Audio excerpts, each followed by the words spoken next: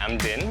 I'm a chartered accountant. And I'm Zizi. I'm a green building consultant. And we're newlyweds for about 8 months now. There's one ingredient that will make a dish tastier would definitely be garlic.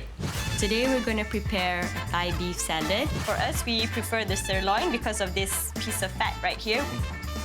Oi. You're just gonna need to season it with a bit of salt and pepper and a bit of olive oil. Then you'll toss it in the air fryer for about 6 minutes. So now we'll be preparing the salad dressing. Smells good. It's perfect.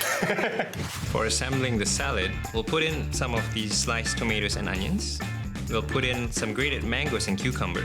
Toss in some coriander and basil, and to top it off with some crunchy peanuts. And there you have it, Our Thai beef salad. To describe Zizi in the kitchen would be organized, bossy, Only in the kitchen. only in the kitchen.